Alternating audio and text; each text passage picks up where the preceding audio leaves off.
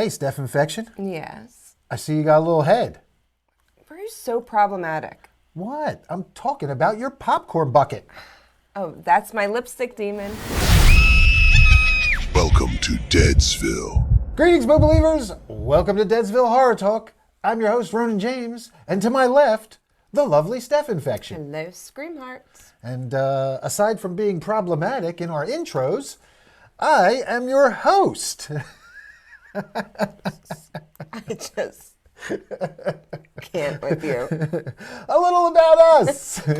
I am Deadsville's Ronin James. I've been a stunt man and stunt coordinator for a long-ass time, and you have seen me get my ass kicked plenty on the big screen and on your television screen. I guarantee it. It's my favorite. Yes. It's my favorite to watch you get your ass kicked. I've been in Marvel stuff. I've been in DC stuff. I've been on The Tick. I've been in a bunch of horror movies and coordinated on a bunch of stuff. Worked with icons like Kane Hodder and Bill Moseley a bunch of times.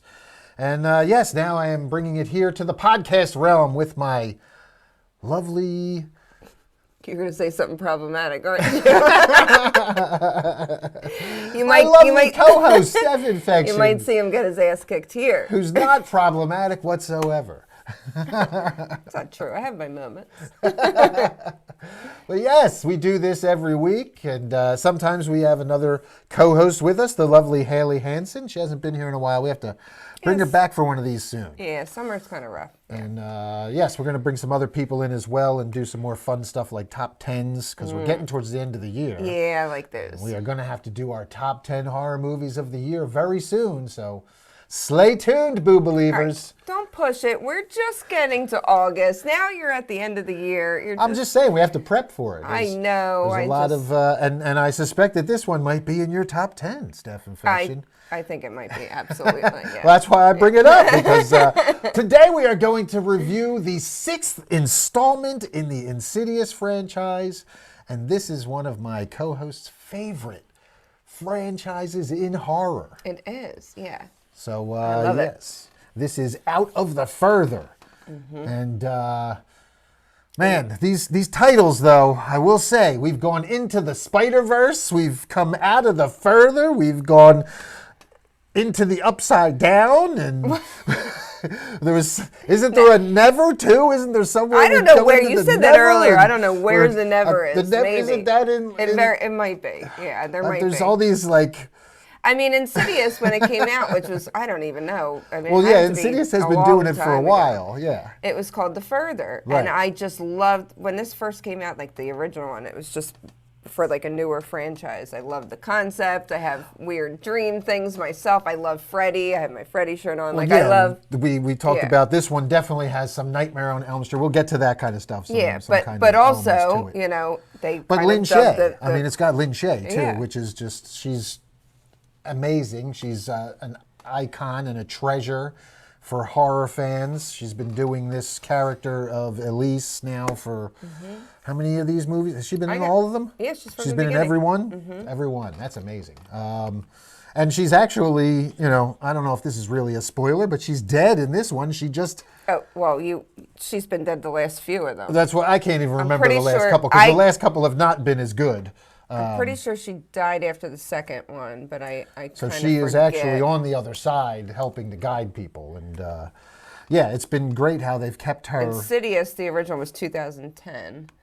How they've kept her like active in the movies, even though she's dead. I mean, her character's dead, but it's almost like Obi-Wan. Oh no, it's at the at the first one. So I was right with the second one, because remember the bride grabs her and kills her, so and as she of flashes the second one, that's how we know, and that's why, but the second one, but she's still in them. Right, but that's what I mean, since the second one, she's been dead. Well, yeah, but there's a prequel. The Last Key was a prequel, oh, that's right. Okay, so she's alive in that one, and that's where we get, you know, her little sidekicks at the end, so they keep her. Well, yeah, this is, you know, a long-running franchise, again, started off really strong.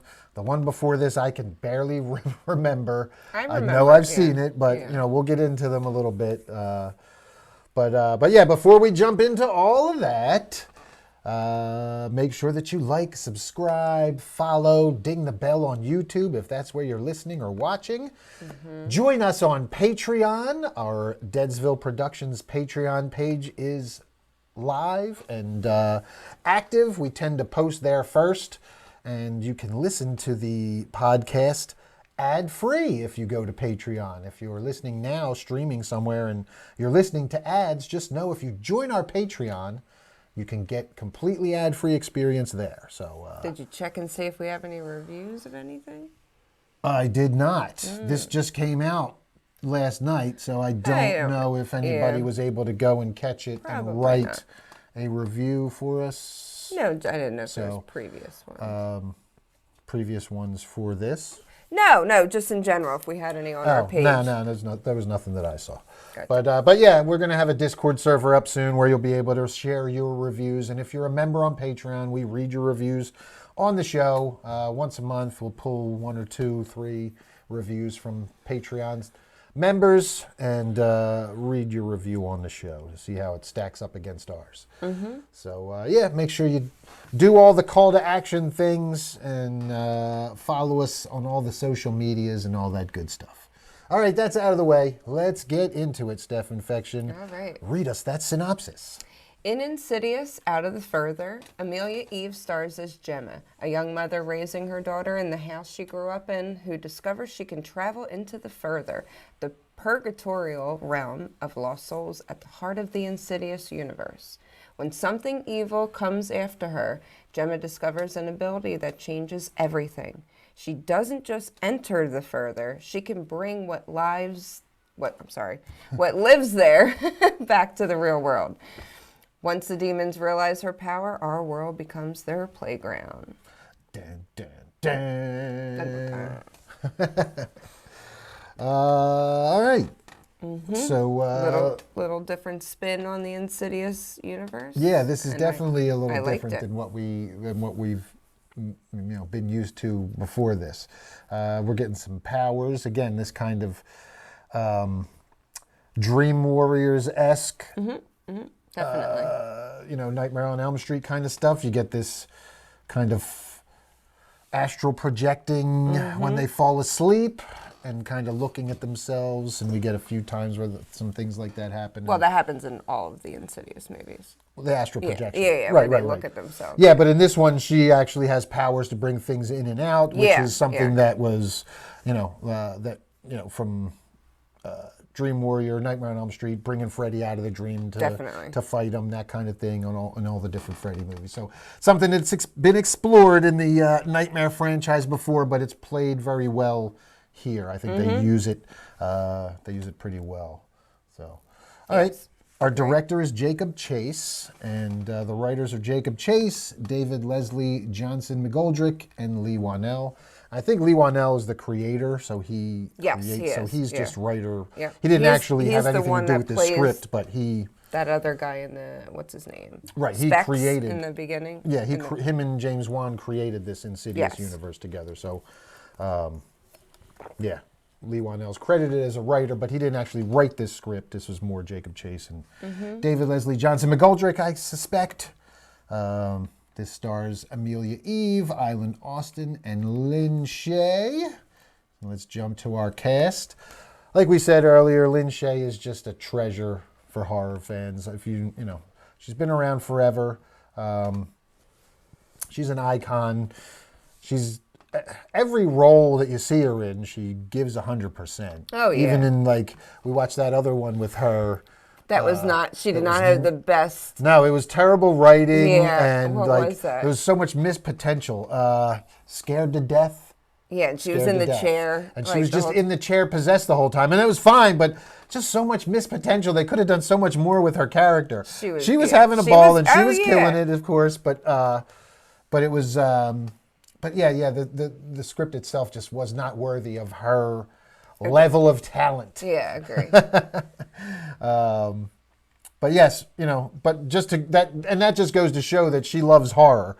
She does this low budget, scared to death movie, and then bounces right back, and she's this the mainstay here in the Insidious franchise. So we're on her 6th movie.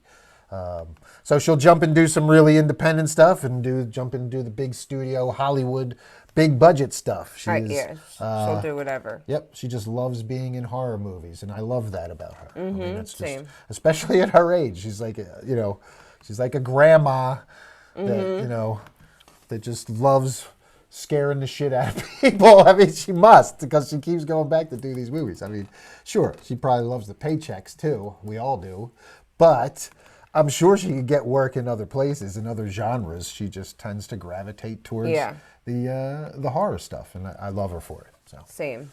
She just seems so sweet. Our lead, this one's really carried by Amelia Eve, who plays Gemma Hall. Mm-hmm.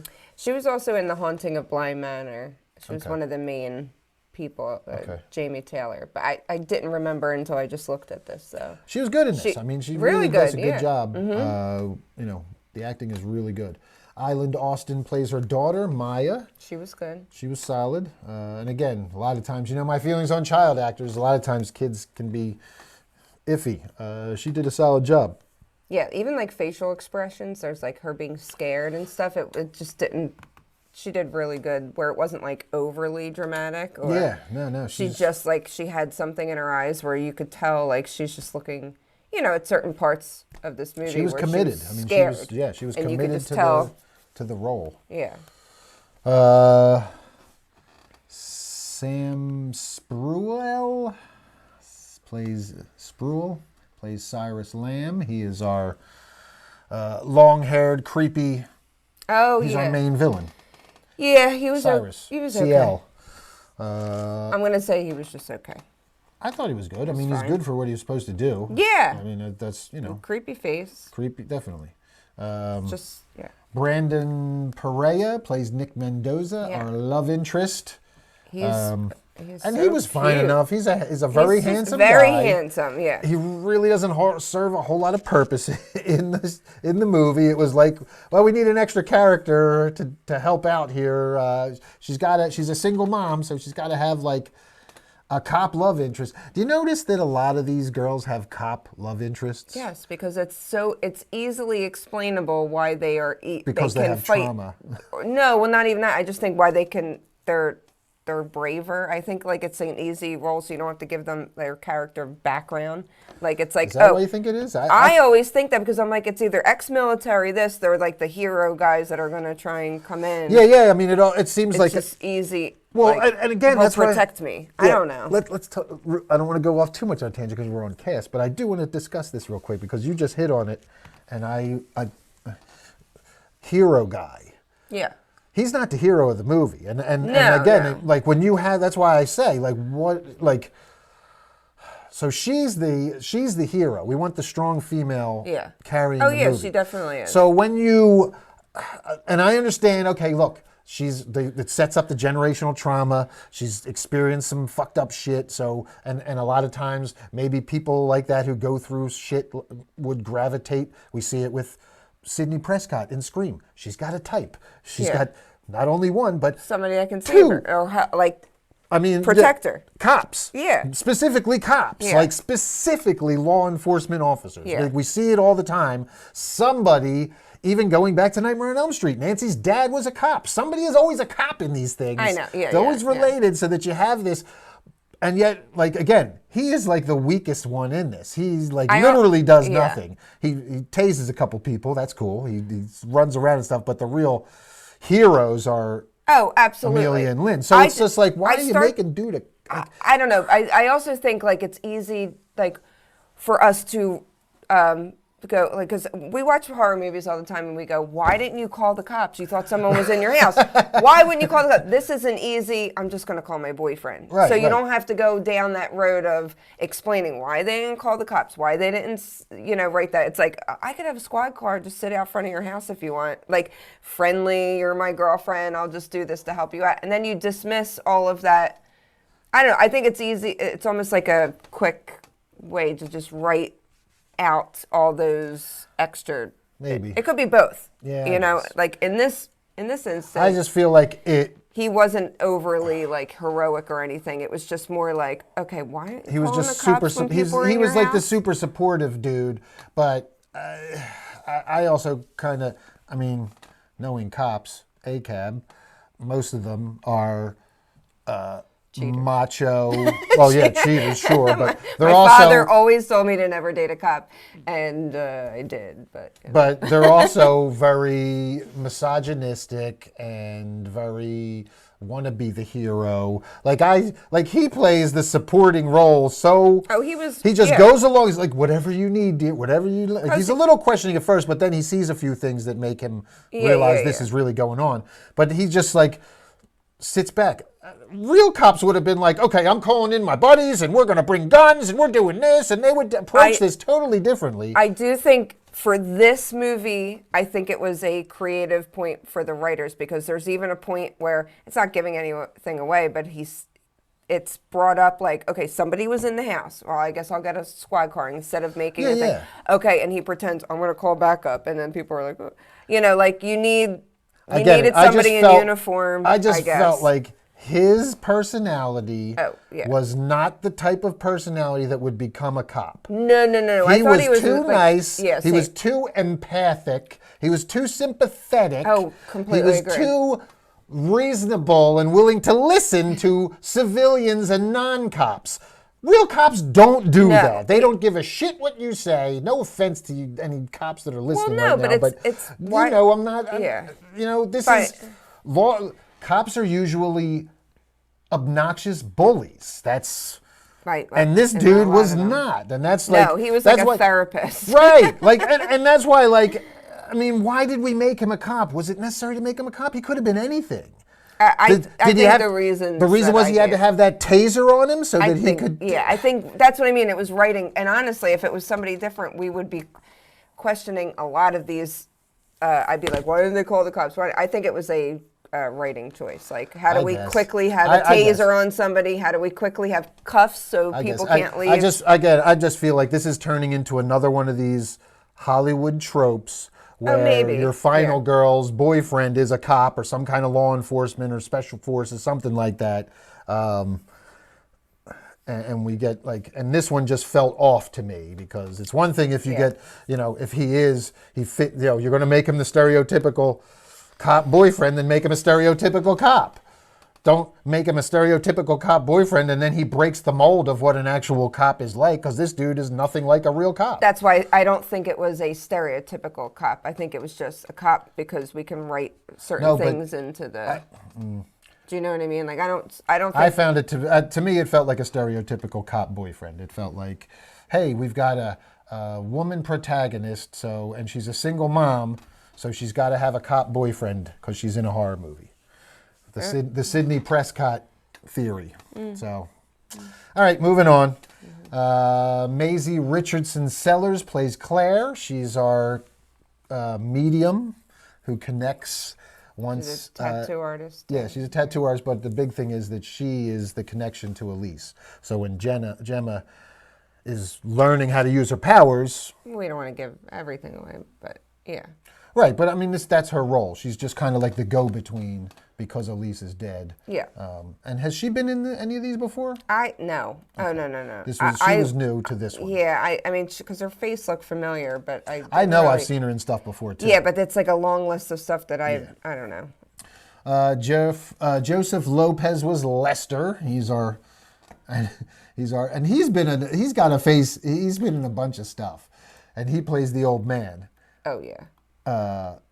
Yeah, dude, you could just see he's got just this cragged, old, weathered face. So he's got 124 acting credits. Oh, he was the guy in Passenger. Yes, he's the passenger yes, I Passenger. knew he looked familiar. That's what I knew it was so. too. I was like, I know he's going to be something recently. Because we just talked about him. I knew he looked so familiar. Yeah, he's the passenger in Passenger. Well, I am so glad to say that this is way better than Passenger. Oh my God. Yeah. This one is such a winner compared to Passenger. Holy shit. But yeah, great job by him. He's really good as Lester. Oh yeah, the creepy old man. He's just he looks, just him walking down the street, he looks like a freaking zombie. Yep. Good. And Laura Gordon, She plays our mom, Yep. Ingrid. She was in Late Night with the Devil, Oh, nice. Undertow, Saw 5. But Yeah, she's been in a bunch of stuff too. Then. yeah, because she looked familiar too. But she's June in Late Night with the Devil. Nice. All right. Okay. Well, that's gonna do. That's our main cast. Charlie Yeah. Penton plays our young Gemma, and she does a really good job as well. Yeah, the rest of them were The just. rest of them, yeah, we don't have to get into. We can move on from that. Mr. and Mrs. Sullivan were good characters. I like that. They were. just in and out, just like twice. They were good. But And Liz was the one with the dog. The dog's name was Radar. oh, Radar. it was. See, I don't. And even as soon as remember Radar that. popped up, I was like, oh man, the dog better not die. I know you kept saying it. You want to give everyone a didn't know. spoil it whether it does or Yes, not? I will let you know now because I didn't even know there was a dog in the movie. I didn't watch any trailers going into this thing. I went in completely blind. So when the dog popped up, I was like, oh shit, I wish I could have looked it up if the dog died. Fuck. But the dog does not die. I'm happy to report that is our animal report for Yeah. this one. The Yeah. dog does not die. You will animal lovers, dog lovers, you will be happy to know you can watch this one without having to deal with too much dog death anxiety. Let's jump into our splatometer real quick because there wasn't a lot of blood in it, No. but it was gross. So I'm gonna just. So this fucking was something I was gross. gonna do in my spoiler-free take, but because we're talking about it, this movie is PG-13, and the amount. There's not that much gore. There's disgusting, and there's so many jump scares that it felt like an R-rated movie. Oh, she was freaking out next to me with the jump scares. It felt so. I think they did a fantastic job making a PG-13 movie feel like an R-rated, R-rated movie, yeah, yeah. without all the gore and the Yeah, there's no hurt, gore like- or anything like that in it. Oh my So there's God. a 0 on the gore score, but on Yeah. the gross score, it's probably like a 7 or an 8. There's Oh my God, yeah. like I couldn't even watch so. Yeah, there's a lot of drilling. Yeah, and stuff. Do we want to get into that or wait till No. spoilers? We'll wait till spoilers. Well, just give your spoiler free. We could. Yeah, we'll just do our spoiler for. So, I went in. Also, we should say we saw this in 4DX. We'll say that now in the Yeah. in It made it fun, but the review. It was my 4DX impression. I don't know if I would say it was necessarily worth it. The seats moved a little bit during some jump scares and stuff like that, but not as much as when you no. go to like an action movie or something like that. it was fun because of the fog. That was what I was going to say. Yeah. The best effect of the 4DX was when you crossed over into the further, all this fog came billowing out. Which, real if you in are front familiar- of the screen, from the bottom of the screen. I mean, it was all just coming. So it really felt, and we were in the third row, see? Second Second row? B, yeah. Second row, so the It fog was was a like packed right there. theater. It was like a sold out theater. Pretty So much. that was like a really cool, and I don't remember. We've been to a bunch of 4DX movies, and I don't remember ever seeing that much fog in Not there before. that much, no. This was like I billowing looked, out. I and looked was like, wow, behind, this and is the cool. whole place was filled with fog. Yeah, that was a really cool effect, and it definitely enhanced the feeling of like Being in the being further. in the further when we got to those scenes where it flips over. I thought that was a really cool aspect of the 4DX. So it Yeah. definitely added a little bit to my enjoyment level for And sure. this isn't going to ruin anything, but like I already said, there's a part of drilling where you could actually feel, and it kind of build up the suspense a little bit of, what was going to happen because you didn't know. So it was fun. It was an added. Is it needed? No, I don't think it's needed, but I'm glad that we did it. Oh, the 4DX. Yeah, because like I said, I had never seen that fog thing before, and I thought that was awesome. Yeah, awesome, usually a little bit, but not that much. Yeah, really cool thing to do with it. So, Yeah. all right, let's see. Let's get to our scores and stuff, and then we can jump into our spoilers. I had a good time with this. Again, I went in totally blind.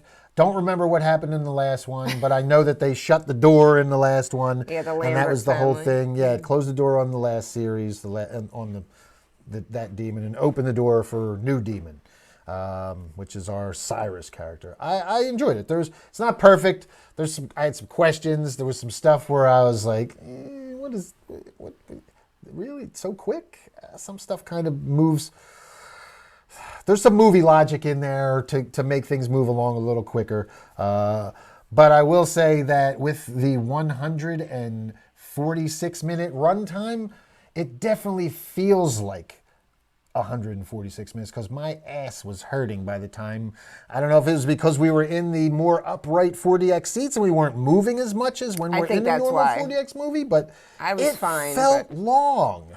I didn't think it felt that long. But I still really enjoyed it. I thought the jump scares were great. I thought the story was solid. The acting was solid. Love Lin Shaye, obviously. I love that they've kind of moved on, that there's still more doors to open and still more connections to the further, and which means we still get to see Lin Shaye come back. So, I'm going to go with I'm like sitting between a 6.5 and a 7. I'm going to go with a 7. I'm going to give this one a 7 out of 10. I had a good time. It's not quite up there with some of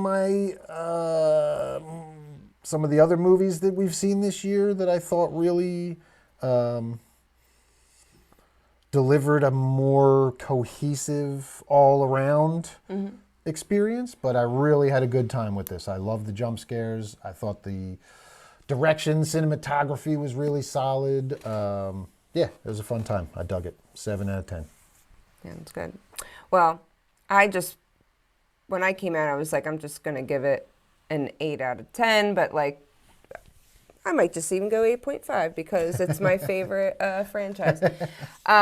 Because honestly, I get so excited for these, even the last couple that were kind of like meh, because I know that the original jump scare, like they have this way, and it only is in these types of movies. I mean, other people try to recreate it, but it's just this long anxiety waiting, almost where you're staring at something in the corner, and you're like, do you ever wake up in the middle of the night and you're like, is somebody there?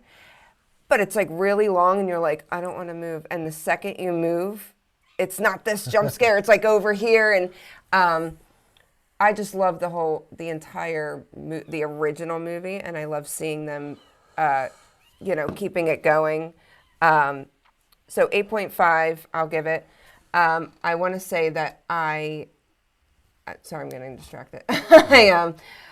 I loved how quickly this started, and it just was nonstop. Like the opening scene, it's like you're right into it. You're scared crapless, and then there's no like, okay, now that the opening scene's done, now we're gonna lag on. No, it starts immediately again. Like that night, something happens that night. So it's not like we need this long. Who are our characters? Get their backstories. Like we get it in our opening scene, and then it's just bam, bam, bam, like nonstop.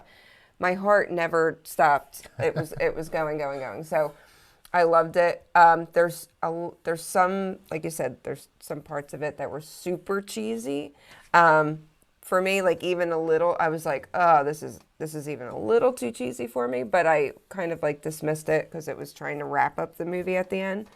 But like, I don't know. This one's like you said, it's got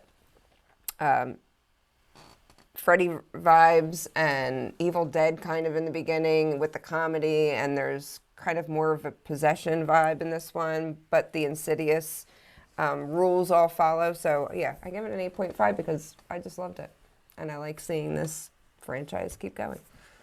All right, there you have it. We both enjoyed Insidious Out of the Further, both recommend seeing it in the theater. Definitely a theater watch. Oh, God, definitely. The people in our theater had a good time. We had a pretty full theater, even in 4DX at like $20-some a ticket. And it was pretty like packed. almost 10 o'clock. Yeah. But it was the first like 4DX one, so people were clapping, and it was fun. Yeah, it was a good time. All right.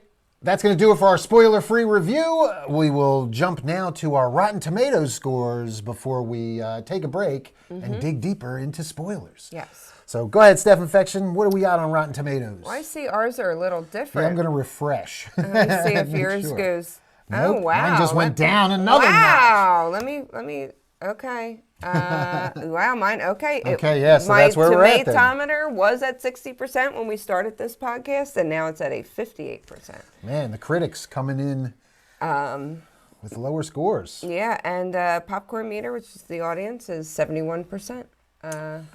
Yeah, so popcorn meter's right in line with me. And Yeah.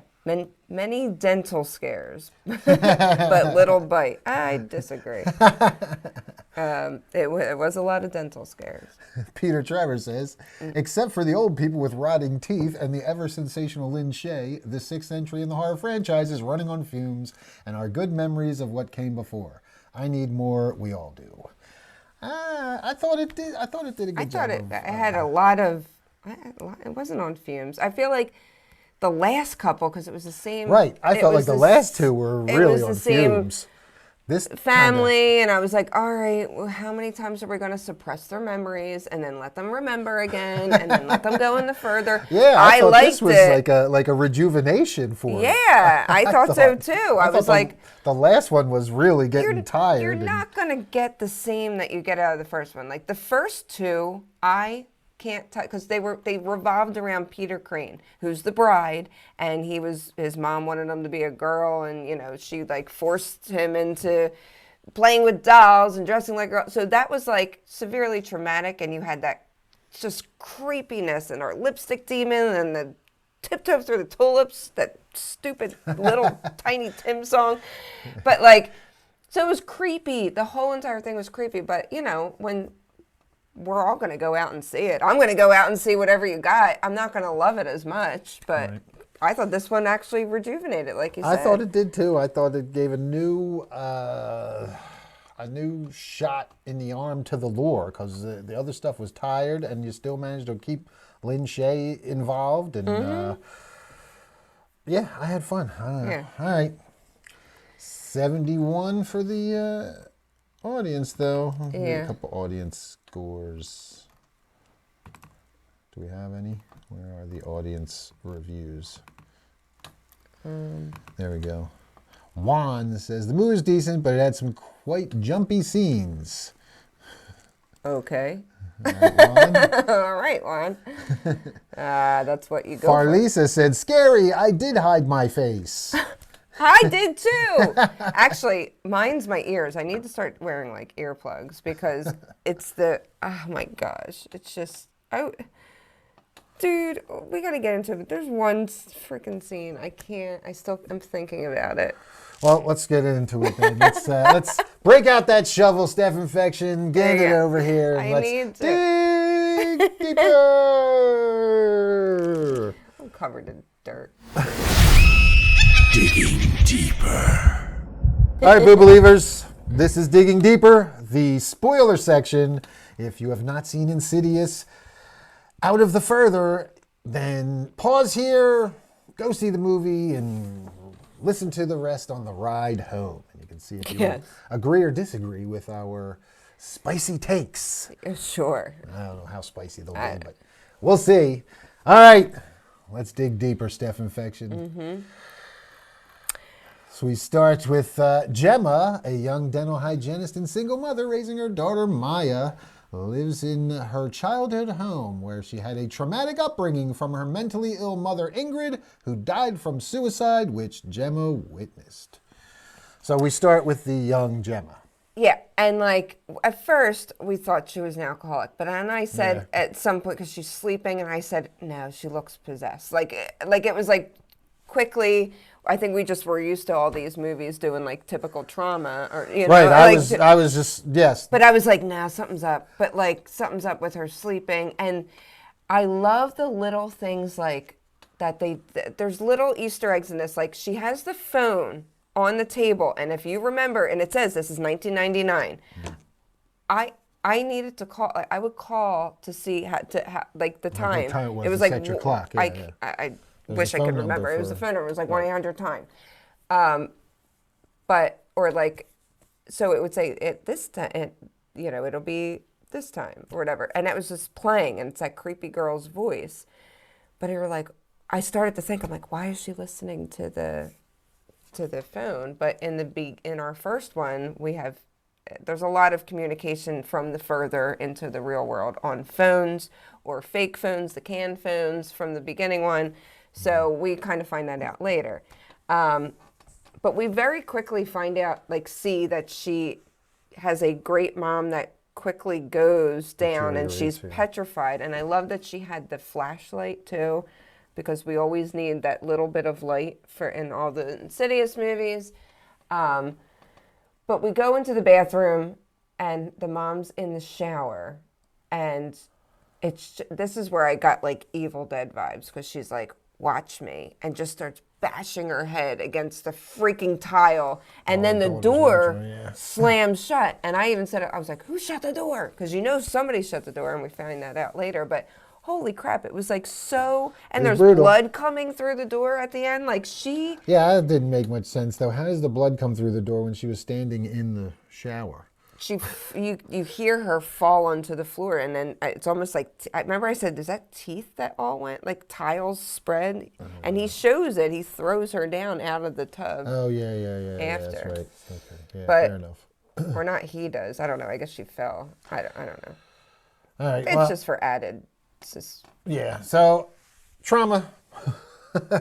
I really thought it was just going to be the typical, mom's a drunk, young girl has to take care of herself and do everything herself, and this is going to create trauma that's going to shape her later. But it's actually even worse than what I thought. Yeah, and it was only a short time. It wasn't. But yeah, so now we jump ahead, and Gemma is a dental hygienist. Single mother. We never find out who the dad is. He's never even mentioned. No, but never even mentioned. We don't need. I didn't need it. I guess not. I guess it doesn't have anything to do with it. I didn't need it. I was kind of happy we didn't go through some weird other storyline. She's a single mom, just like her mother was. Yep. Gemma starts having dreams where she's haunted by ghosts, and both her and Maya notice 3 strange elderly people lurking around their neighborhood. The minute we saw these old people, everybody was cracking up. Oh my God! I'm like, no, everybody was dying. No. Just like, and oh my God. I don't remember at what point, but it's in the trailer. They all turn, and it's almost like smile. Yeah. And I was like, and the whole theater, the guy next to me was going crazy. Oh, he was like, "What the fuck? What the fuck?" No. They were creepy. Yeah. Yeah, I'm looking at the picture of them now. The one is so small. I know. She's tiny. I know. I wonder if they're supposed to be a family. Is that husband, wife, and the kid? No, they're all the same age. They showed them in the videos when they. You don't remember?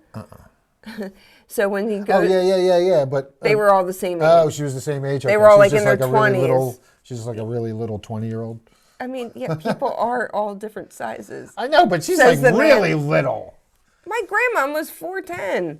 All right, but she's 4'2". No, she's not. He's tall and she's tall. All right. Anyway, all right. So yeah, they were creepy. Everybody was cracking up in our theater when they saw them. We were like, nope, there's something's up with them. And honestly, if you remember I think it was, I don't know maybe it was the last key, or the third, I think it was the third one, where the guy upstairs is dying, and then he's stuck, and then she's in her I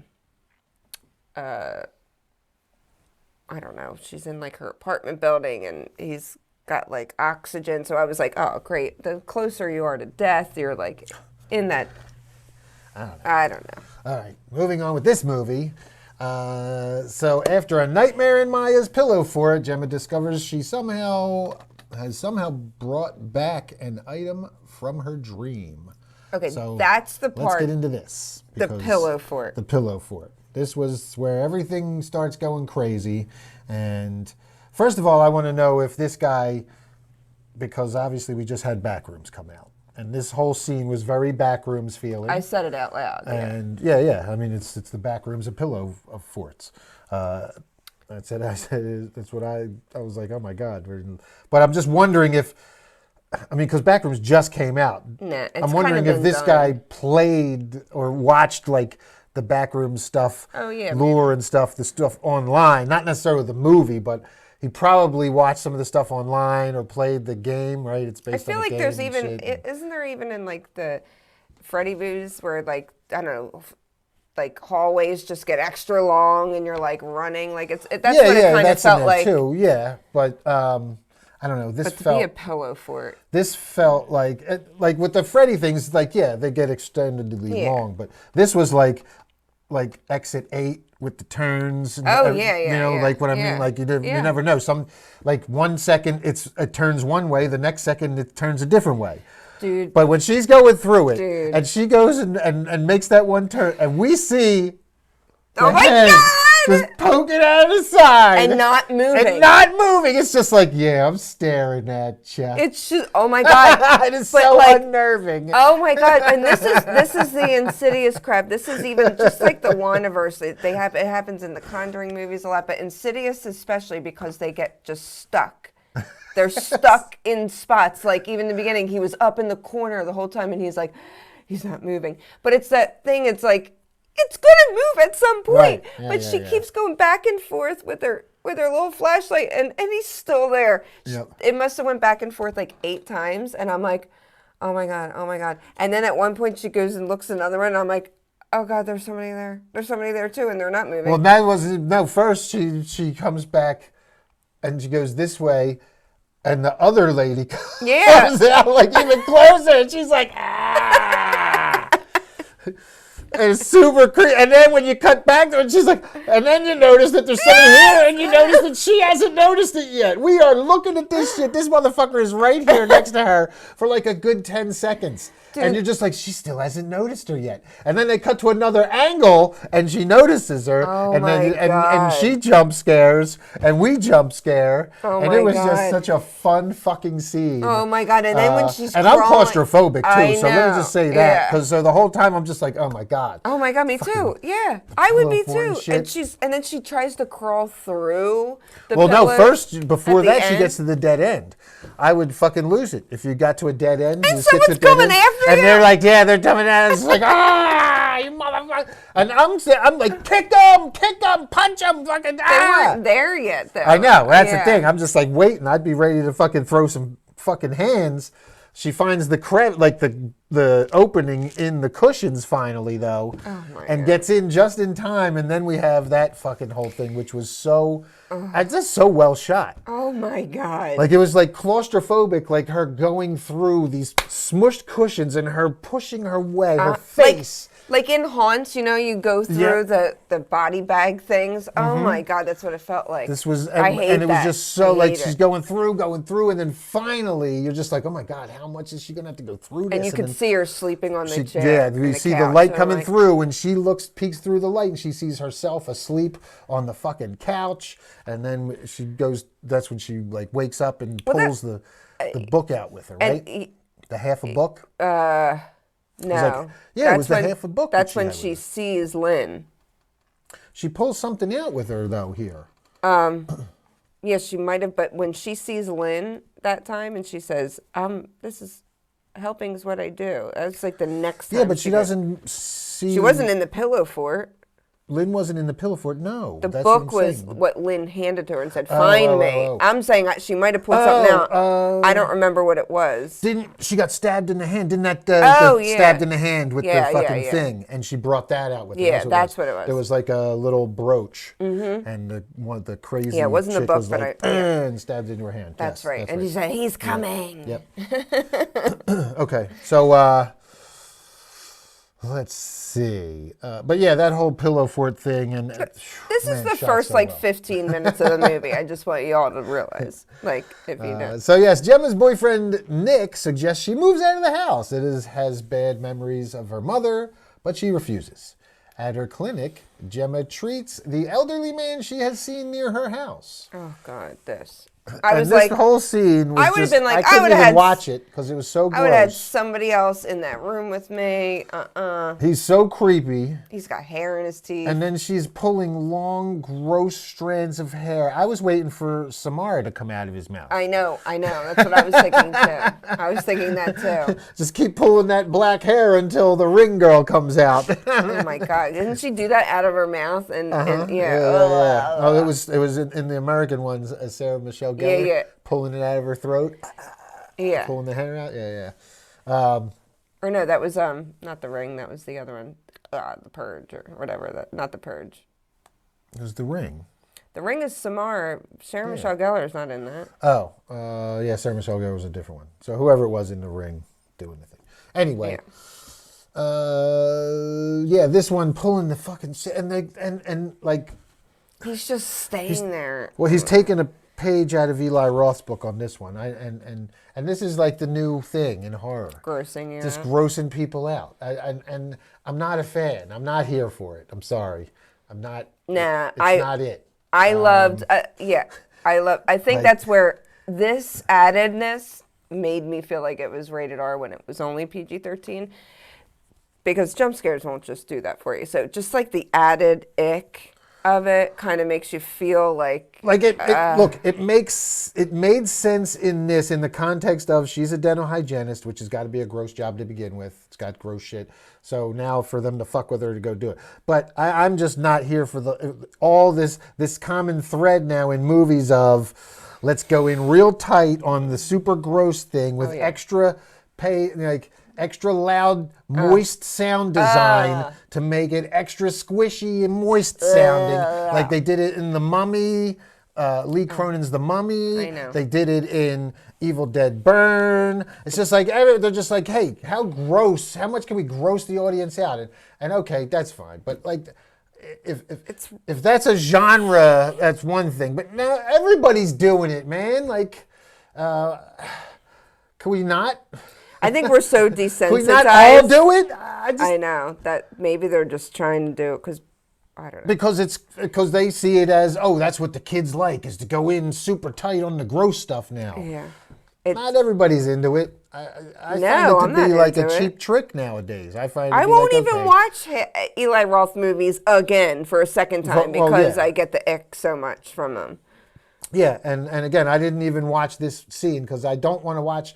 I'm eating, when people are in movie theaters, they're eating a lot of times. And I don't want to see nasty, plaque-covered, gross, rotten teeth super close up with hair and nasty shit being pulled out of it while I'm trying to eat my fucking pretzel bites. So I will say I can With literally cheese. I can literally eat through anything. I went to school for radiation oncology. I can watch Tumor Board where we're discussing pathologies while I eat. However, that doesn't bother me at all. Talking about looking at pictures of surgeries doesn't bother me.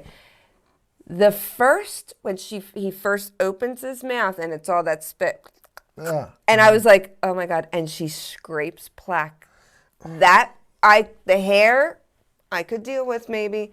It was when she scraped that gross I couldn't plaque. watch it. I didn't actually. I shut my eyes right after that because I couldn't watch. I couldn't watch either because as soon as he opened his mouth, I saw the spit in there, and I was like, "Yeah, I'm done." She scraped and I saw her start to go, and I just heard it. A big wad of And that was gunk. the problem because then I could still hear it, even though my eyes were closed. I should have done like what I did with the dog in Evil Dead Burn and just been like la la la la la la la. Well, so I couldn't hear all the. They did all do the a moist good job noises. making his mouth because I did have my eyes open. He opens and sticks his tongue out, and you can see like. He almost had like some type of an infection on his tongue, like he's old, dehydrated. So, kudos to the special effects. Oh, makeup yeah. artist. It looked legit. And it could have been. They could have just maybe grabbed somebody that had a bad mouth. I don't know. Well, no, you saw the actor. Well, No, yes, I but know, you could but have had a mouth double. Just for this one part in ins- particular, I'm remembering they showed the mouth opening, and I was like, that tongue looks legitimate. Like he hasn't scraped his tongue. Yeah, I don't know. It was gross. Yeah, very gross. But I mean, look, Great job by sound design, great job by special effects, but I don't want to be grossed out. That's not why I'm going to horror movies. I'm going to be scared. And the grossness, I don't know when. I mean, I get it. A lot of times, like gore and splatter stuff is cringy and all, but like again, this. Well, it's just like I guess it's horror for somebody that's a fucking dental technician. No, but it's not even that. It's more like dental hygienists. They love their freaking job, man. It's bizarre. They love it. That's gross. Also, I love mine, and people think certain things. Everyone does. They're gross. But crap. Now I just lost my train of thought. All right, we'll move on. All right, so let's see. Yeah, the Saw movies, I was going to say, but the Saw movies. Yeah, they make you feel uncomfortable. Yeah. I won't even watch them. All right. Yeah, she treats him. Oh, but this was a good part. I thought this was hilarious. She does the X-rays, and we see in the X-rays like these demon teeth, like each one that she hits, it's getting closer and closer. Yeah. So then she goes into like. Starts poking around in the guy's mouth, and a second set of teeth, like alien, bites her on the finger. And I did not see that coming. I did not see it coming. That was a great jump scare, great bit, because I was like, oh, fuck. Because I really wasn't expecting it. I thought it was going to be this long, like anxiety-ridden, you think something's going to happen, but it doesn't. But it did. But at the same time, I was just like, there is no way on earth I'm putting my hands in this man's mouth. You're not a dental. That's not your job, though. If it's your job, you would. I know, but she just pulled all that shit out. Didn't she, when it got to the end, didn't the whole tooth come out or something break? Yeah, she said it's rotting. She's like, your teeth are rotting. But that's when I would have had somebody else. If he wasn't speaking to me, I would have said, he wasn't even speaking. I would say, I need somebody to stand in here as an aide in case he attacks me or something. You know what I mean? Like that's where and in healthcare in general we have that. So it's kind of hard to believe that wouldn't happen, but it's a movie. Well, he bites her, and as she falls to the ground, and I thought this was a great transition. Right? Technical. We're gonna get a little technical on you here. As she hits the ground, she like falls into the never. The further. God damn it. The never. I don't even know what that is. I don't either, but I know. Neverland? Into the further. Yeah, it might be. But the transition was so good. It was seamless, like the way she hits the ground and I said, I go, oh, she got knocked out. Like it was enough that I don't know, it knocked her out. Yeah. So then she's in the further, and the ghosts are preparing to torture her. She is saved by Elise Rainier. Rainier? How's it pronounced? Do you know? I think Rainer. Elise Rainier, who instructs Gemma to find her. And that's when she pulls the book out. Yeah. Here, find me. So, following Elise's instructions, Gemma arrives at a tattoo shop owned by medium Claire, who communicates with Elise via possession. Elise explains that Gemma is a courier, able to enter the further where dead souls reside, while transporting objects between it and the real world. An evil soul named Cyrus has recognized her and her ability and intends to use her to return to the living. The three elderly people are his acolytes who support him in the real world. Claire foresees Maya and Nick being killed and the world overrun by the dead. Yeah, which I thought it was a cool twist. And I thought it was really cool, like, how everything she was bringing back was getting burnt kind of halfway. Stuff was like as it was, because she was... Because it's not her actual body, it's her... Right, but she was still like learning soul. to use the power and stuff like that. So she was pulling stuff halfway out. Yes. Like she wasn't able to pull whole objects out because she was still kind of growing and again, with it. It was such visually, you got it. She was getting better as it went. And then it was like, but we don't need to like harp on talking about it. Yeah, I thought they did do a good job of showing a lot of stuff in here. They told a few things, but I felt like there was a lot more show than tell on screen. So that's always a good thing. This was like our main, info dump. When we finally get to Elise and she tells her all this stuff about the courier, Because we haven't had have we had a courier before in these where they were able to bring things out of the further? No, not where it was.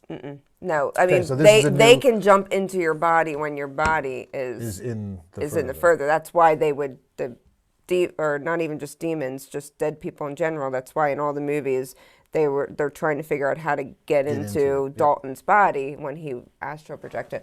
So that, but not that I really thought this was a cool scene too, because you have the girl who's being possessed, and then in the mirror you see Elise. Yeah. That was cool. Yeah. Yeah, I thought that was really good. Yeah, like picking up. At first she's talking and you had her regular voice, and then it slowly becomes Elise's voice, and then we pan over to the mirror and we see Elise in the mirror.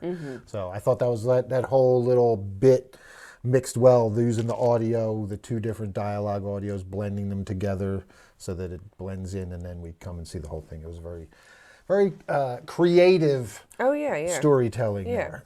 So I dug that. Okay, so let's see.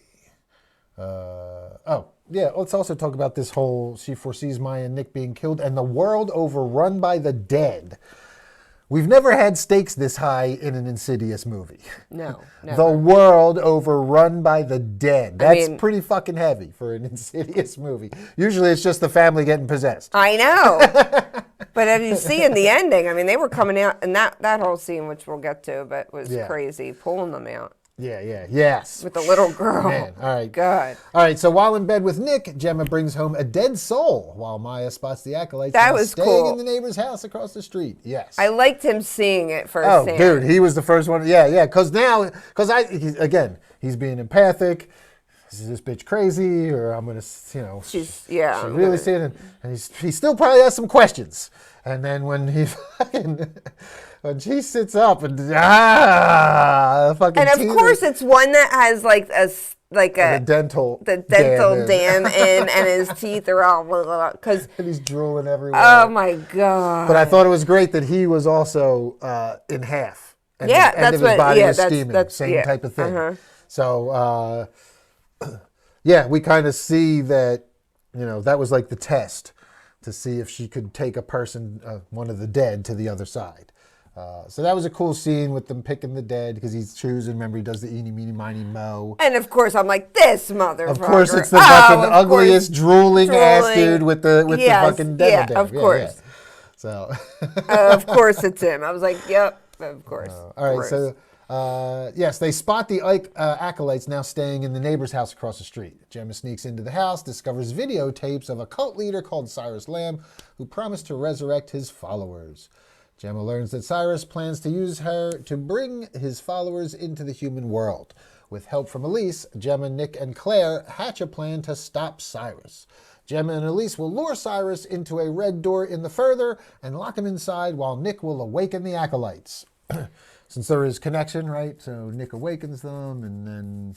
Yeah, which I did like that, they're like staring at the closet, and you just see their heads still there, and she's like, he hasn't woken them up yet. And they're just staring, guarding the door, and you only see the two girls. And that's the shit that I love from Insidious, because it's like every fear that you've ever had staring into your closet, and you're like, it's looking at me, but it's not moving.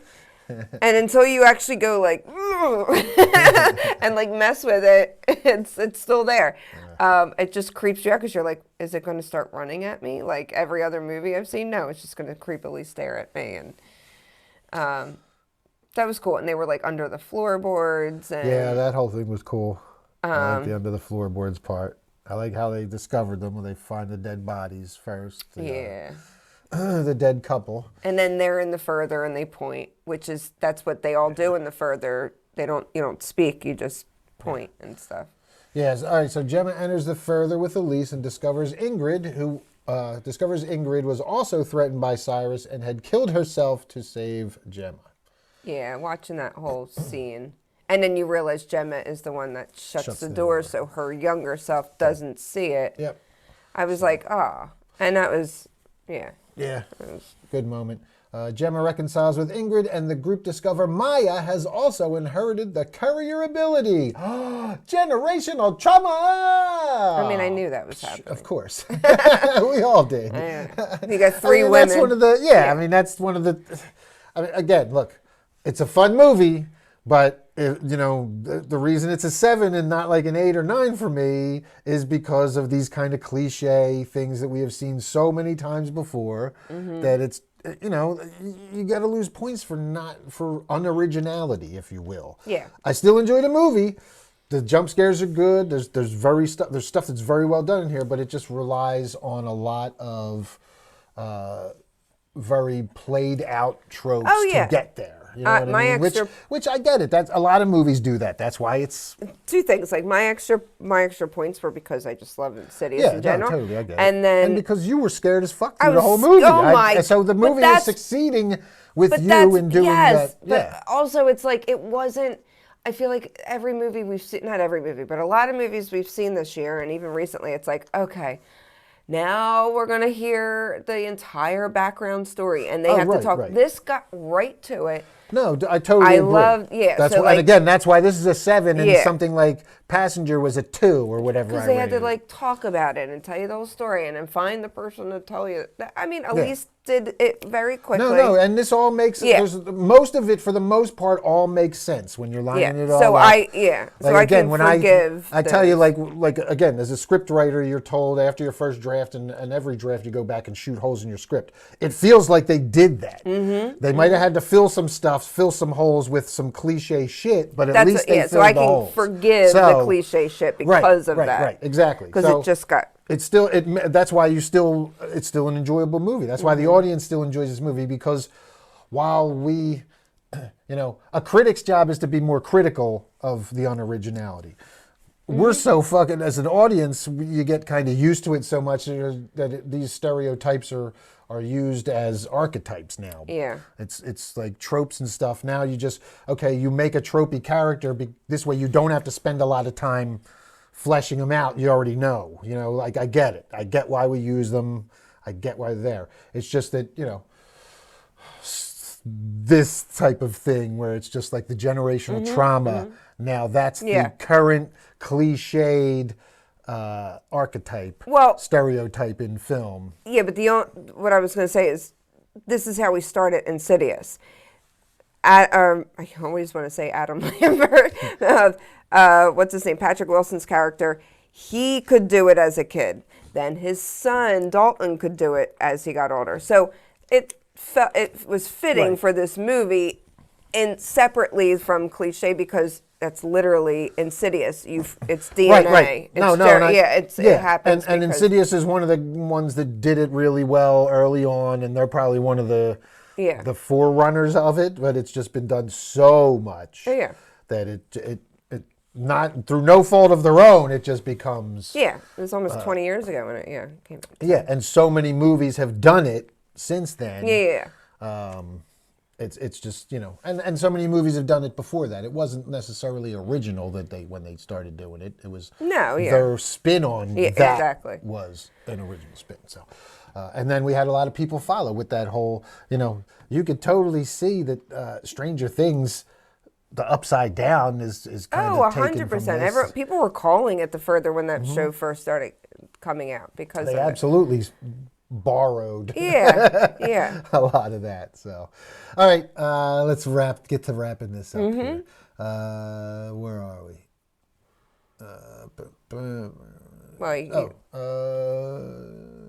Yes, here we go. Gemma reconciles with Ingrid, and the group discover Maya also has the courier ability. Nick discovers the acolytes have killed the neighbors and is able to wake 2 of them, but can't find the 3rd. Cyrus captures Maya and incapacitates Nick. Cyrus starts to use Maya to bring his followers into the real world, slowly killing her. So, this was awesome. Yeah, that was crazy. This whole scene where he's got her on the table and we're doing the flipping camera in and out of the fucking, of the further, bringing souls and bringing dead souls one after the other, and then they're coming into the real world and tearing the house apart. They did that, I feel like, in something. It might have been one of these ones, but like only one time, like where, I don't know if it's Patrick Wilson's, his character, but something was. I remembered where they flipped. You know what I mean? Like the camera flipped sides. Like, but not like this. This was like he kept touching her head and she kept circling, and then you just saw blood coming from her eyes, and I'm like, ugh. So, and here's where I had a little bit of a problem. After. Yeah, I know. Because I leaned over the inside. I know. And I get it, man. And this is one of my, this is going to be where I get to play critic. But we do this. And this was, look, we all knew she was going to be saved. Just a little girl. We're not going to go through the whole, he's a ton of them. She's bleeding. She's crying blood tears. She's been used as a conduit from the further to transport so many fucking souls. And her eyes are sunken in. There's like raccoon eyes. Yeah, like she dark had, and black. You can see she's white, pale skin. She is like on death's door. And so let's see. Gemma returns to protect her, is overwhelmed by the dead. Elise controls the final acolyte from the further to rescue Maya. Cyrus kills all 3 acolytes. Elise controlling the man was a good twist. I like that. It got a little weird. I was like confused. So maybe that's what we would since it was a confusing part. And I was like, how did she get in there? And okay. But then I kind of realized like it was like tricking him back into his own body and. And then he kills them all. Gemma is cornered by Cyrus, but she manages to transport. Oh, and we get the whole line. She's like, "You can transport anything into the further." Elise tells her. Which this happened earlier, like a little 10 minutes earlier, and I was like, "Oh, she's going to bring them back." Into I guess there is a lot of foreshadowing in this. There's foreshadowing with the talking cactus that we called. That comes back to play but that's like every. And that was cute. That's on every movie now with a talking toy. Remember in the Conjuring movies? The Conjuring movies had it. We just saw it in that other. What was the other one with the imaginary? Oh no! In the first Insidious, the baby toys. That's what I'm baby picturing. Toys, the baby toys. toys. That's another. So that was a playback to that one that was singing. Yeah. Whenever you have a talking toy introduced early in a story, it's going to come back later to haunt. Oh God! Literally come back to haunt you later, and it does. It was cool. It was cool when it was used that way because you heard him whispering on it. Because remember the first one, the baby monitor? She's listening to it, and then she goes in and you see the red lipstick demon behind the baby, and she grabs and she's like freaking out. Yeah. But they kept and then they eventually steal the baby and take the baby further. He's got your baby. Oh God! All right, back to this one. You keep going. Walk down memory lane again. No, it's important. It's a Easter egg to that. It's 100%. They did the exact same thing. Yeah, didn't they have the cans in the other one? Yes, and the string, and the string disappears. Well, that's what they did with the phone in this one. Yes, and the cable. Yeah, that's what I'm talking about. Yeah, there's a ton of Easter eggs. Yeah, definitely, and callbacks and all. If you want to call some of them out, do it now. No, I misspoke saying Conjuring. I meant in the first Insidious, but that was with the baby. Yeah, and her. All right. So Gemma is cornered by Cyrus. She manages to transport her entire house into the further. The resurrected dead, enraged that Cyrus failed to restore them fully, attack and consume him. Jenna says goodbye to Elise and Ingrid before awakening in the real world and reunites with Maya, Nick, and Claire. So I have one issue. At one point, when they first see the mom, and she says, "You can bring anything back," and she said something like, "Can she come back with us?" Talking about her mom, which she could. But then I was like, "Why doesn't she bring Elise back?" That's what I was thinking too. Why isn't she? But they don't have a body to go into. I guess that's just their soul. That's what I started thinking. Well, what bodies are the dead going into? They're not. That's why I started why couldn't she bring Elise and her mom back? But she did say, "I'm going to make sure she gets to where she goes." I mean, I don't know. Yeah, I know. I remember Elise saying about her mom going where she's supposed to go and all that at the end. Like but still, heaven, I mean, wouldn't you be tempted to bring your mom back? Who had wouldn't you be tempted to bring Elise back so she could help more people? Yeah. Yep. I mean, I'm just that whole part had me scratching my head. Yeah, because Elise didn't die natural causes. She died from Peter Crane's character in the first one. So, well, my other problem with this is when we're reunited, Maya just looks normal.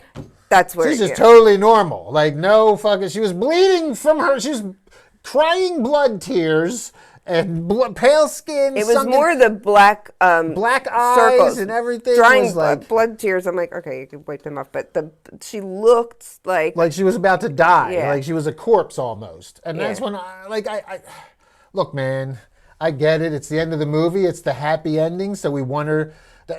Like, this is where I hate Hollywood, man. This is where I hate Hollywood, because this is exactly why they do this. Well, it's a happy ending, so fuck it. She'll just be normal looking again, because we don't want her all fucked up looking to fuck up our happy ending. Yeah, it can't be. It can't be all blood tear, crusty, dried blood tear eyes and fucking black all on your shit and all fucking withered like you're about to die and you need to be resuscitated. No, the audience has to, we have to spoon feed them and say, you can't, because she should have looked like the fucking mummy girl. Oh, wow. All withered and, you sucked all the,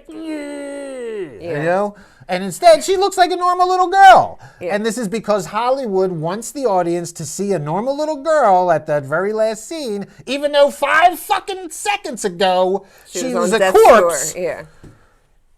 They want you to have that, and it leaves me sitting there. It literally takes me so out of the movie because I know exactly what you're doing. I'm not falling for it because I am an intelligent human being, and in my head, I'm like, wait, she was all fucked up a minute ago.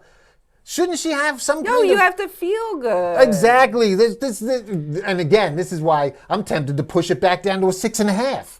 Because I hate when they do this shit, man. Like, there should be some kind of recuperation period. She's not fucking normal. She shouldn't just be all normal 5 seconds after. A lot of movies will do that, but yeah, I know, it's so and annoying. It literally takes me right out of it. It's such a cheesy ending that the cheesy happy ending can literally ruin a movie. It doesn't here, but dude, it was so eye-rolling for me. Well, you said it as soon as I said it. And I was like, okay, shut up. Yeah, see? I don't care. You want to love it, and I'm over here like, oh, come on. I mean, but I was like, okay. It just takes me out of the moment. I get it. Because I would because again, you want me to feel like that heartwarming, like, mom rescued daughter, mom loves all that kind of stuff. I get it, but like, the stakes just got erased. Because the stakes would still be there if, like, the mom's like, oh my God, I saved you in the nick of time. Now we gotta, don't worry, honey, we'll nurse you back to health. I could live with that. She's still a little, and I'll nurse you back to health, sweetheart, and we'll, okay, we can end there. That's more believable for me. And I'd be like, oh, she's got a road to go back to get normal again, but at least she's alive. That would have been just as happy an ending. But I agree. You got to have her ready to go play kickball, and she's right. I know, right away. She's right back to her old took self. me right out of it. So, all right. Well, we get our happy ending. The Hollywood happy ending is there. Yay! But Elise doesn't get a happy ending. You couldn't pull her out of the fucking further. God damn it! All right. So then we get a mid-credit scene. Cyrus is strapped to a dental chair in the further and tortured with a drill by the dentist to attack Gemma in the further. I thought that was fun. It was a fun little... It was fun. I don't know how much sense it makes because I thought they tore him apart earlier, but now he's in the... Well, no, I think he can just get tortured forever. Yeah, they tear him apart and he comes back together and then somebody else gets the torture. I really don't know. Yeah, I think, and them all kind of attacking him, I was like, this is cheesy, but whatever. Oh, totally cheesy. But totally I was like, cheesy. Whatever. Look, wrap up the movie because the whole beginning was where, like, I mean, the first hour is all those jump scares and everything. That's what I'm there for. Wrap it up. No, I get it. I get it. Wrap it up. I was ready 10 minutes ago for them to wrap it up. Like I said, I felt like it started getting a little long at the end. But again, as a rational thinking person, and I know I'm a rational thinking person, that's the opposite of what a Hollywood writer does. As a rational thinking person, if I'm one of these dead souls, this motherfucker literally just got us that fucking close. Am I really going to fuck him up, or am I going to go, hey, let's try again? Oh.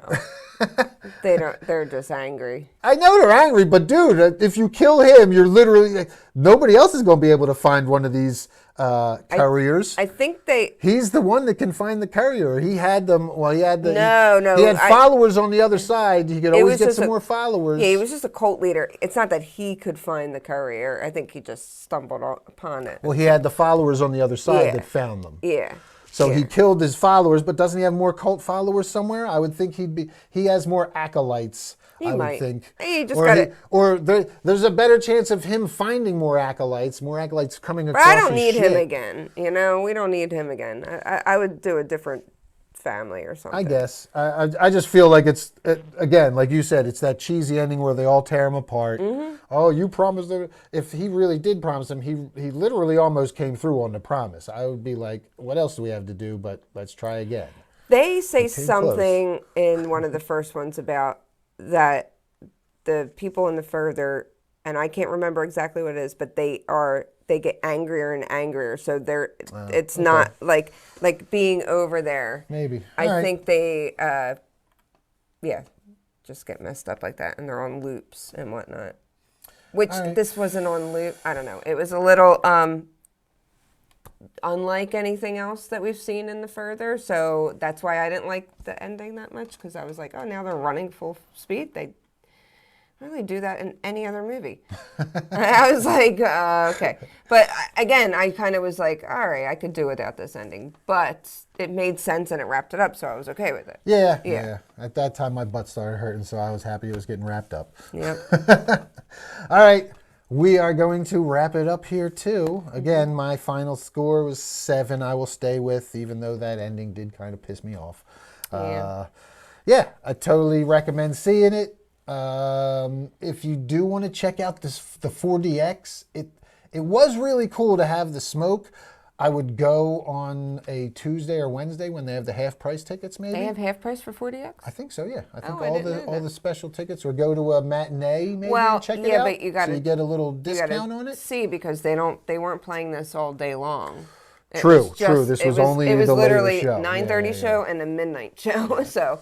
But yeah, I mean, I thought the smoke aspect of it was a really cool thing to see in the always pay theater. a little bit of extra just for some extra fun, you know. The jump scares were cool with the seats moving and all too. The seats just didn't move as much as when He-Man and some of the other stuff that I've seen recently in 4DX, where it's nonstop roller coaster. Yeah. But yeah, I totally recommend it. See it in the theater, whether 4DX or just regular old 2D. Agree. And I got my popcorn bucket. Yes, we didn't really talk about the popcorn bucket. Well, my friend... If you're watching, you can see Stephanie's lipstick. Yes, this is my lipstick demon. I really wanted them. And you know what? My friend Tim Blewett, shout out to him because he is a manager at AMC, but he grabbed one for me because every time I want a popcorn bucket, by the time we go, they're sold out. So I was like, please get me one. And I'll post pictures and stuff because he was giving me some cool stuff too. Yeah, very cool. So you see them, but you want to show them how you eat it from the back, Stephanie? You got to eat it from the back. Yeah. You just, pull this down a little bit. There we go. Open them up. Open them up and eat it from the back. Eat it from the back. Yeah, we like eating it from the back here at Deadsville. You're so... I'm so problematic. There it is. But I will say, if anyone's still... I mean, I could have talked about this earlier, but in the pictures when we had first talked about it, his teeth were like white almost, and I was like, oh, it kind of looked weird, but they're very brown and gross and... Yeah, definitely. Yeah. I would not want to... Eat it from the back? I would not want to eat it from the front. All right. Well, I would not like to find those on the other side of a glory hole. No. Definitely not snaggletooth. All right. And on that note, we are getting out of the further. Yes. See what I did there, Steph Infection? I see. That's a segue. To end. Yes. All right, good believers. Till next time, stay spooky. Bye, Scream Hearts.